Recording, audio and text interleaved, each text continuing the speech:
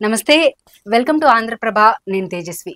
రెండు తెలుగు రాష్ట్రాలు ఇటు ఏపీ అలాగే తెలంగాణ రెండు వైపులా కూడా రాజకీయ సమీకరణాలు ప్రతిరోజు కూడా మారిపోతూ ఉన్నాయి. ఇటు తెలంగాణలో చూసుకుంటే బీఆర్ఎస్ పార్టీ ఎంతవరకు ఇబ్బందుల్లో ఉందనేది మనందరం చూస్తూనే ఉన్నాము. అయితే బీఆర్ఎస్ పార్టీని మళ్ళీ టీఆర్ఎస్గా మార్చాలి అనే ప్రతిపాదనలు అయితే వస్తున్నాయి. అలాగే మరోవైపు ఏపీలో చూసుకుంటే కనుక అటు జగన్మోహన్ రెడ్డి కావచ్చు, షర్మిల కావచ్చు, అలాగే చంద్రబాబు నాయుడు, పవన్ కళ్యాణ్ అందరూ కూడా ప్రజల్లోకి విస్తృతంగా వెళ్ళి ప్రచారాలు చేస్తున్నారు. వీటన్నింటికి సంబంధించి విశ్లేషణ అందించడం కోసం మనతో పాటు ఉన్నారు ఆంధ్రప్రభ ఎడిటర్ వైఎస్ఆర్ శర్మ సార్. సార్తో మాట్లాడదాము. నమస్కారం సార్. నమస్తే అండి.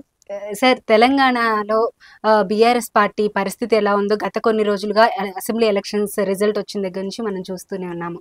అయితే ఈ బీఆర్ఎస్ పార్టీకి ఈ బీఆర్ఎస్ అనే పేరు మార్చడం వల్లే ఆ సెంటిమెంట్ అనేది వర్కౌట్ అవ్వక ఓడిపోయారు అనే మాట అనేది ప్రజల నుండి, క్యాడర్ నుండి కూడా చాలా గట్టిగా వినిపించింది. మళ్ళీ పేరు మారిస్తే బాగుంటుంది అనే ఉద్దేశం అందరిలో కూడా ఉంది. దానికి సంబంధించి ఈ రోజు ఎర్రబెల్లి గారు ఒక కమెంట్ కూడా చేశారు.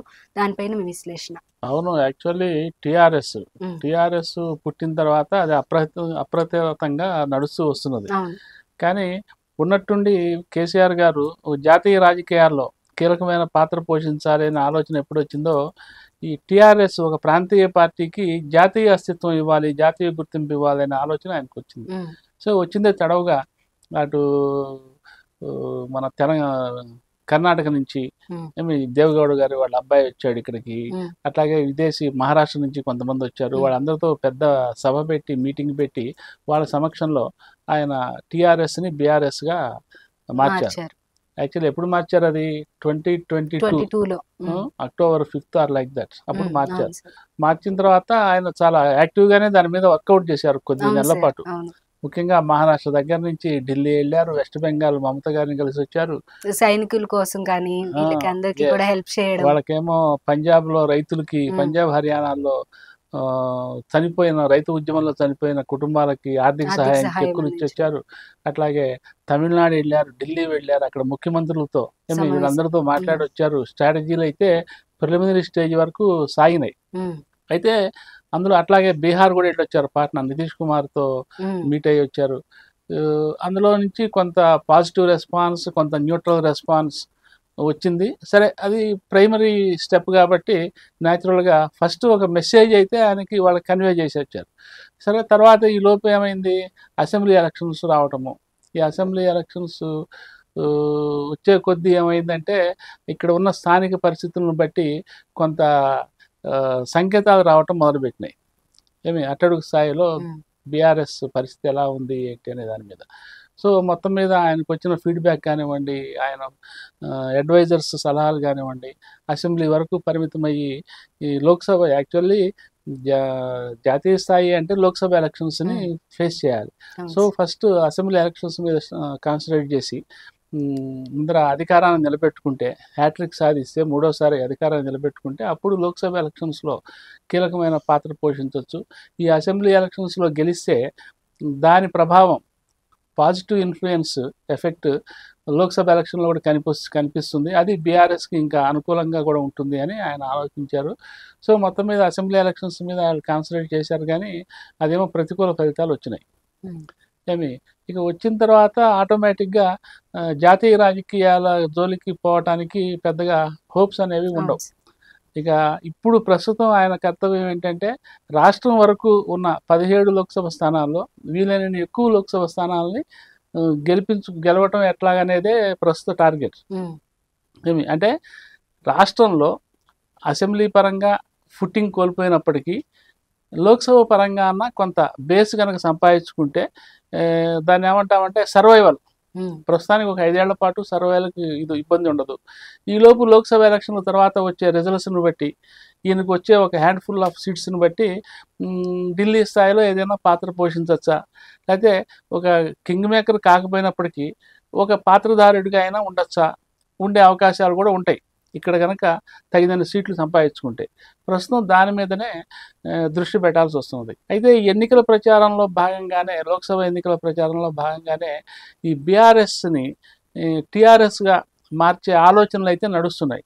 యాక్చువల్లీ మీటింగుల్లో అక్కడక్కడ జిల్లా స్థాయిలో నాయకులు మాట్లాడుతున్నారు. ఇవాళైతే బీఆర్ఎస్ గవర్నమెంట్లో అసెంబ్లీ రాష్ట్ర గవర్నమెంట్లో మంత్రిగా పనిచేసిన ఎర్రబెల్లి దయాకర్ రావు గారు ఆలోచన చేస్తున్నాం అన్నాడు ఆయన. సో ఒక సీనియర్ రాజకీయ నాయకుడు బీఆర్ఎస్లో ఒక సీనియర్ నేత ఆ మాట అన్నాడు అంటే ఆలోచించాల్సిందే. అంటే టాప్ బ్రాస్లో ఆ చర్చ అయితే బాగా తీవ్రంగా నడుస్తున్నట్టు.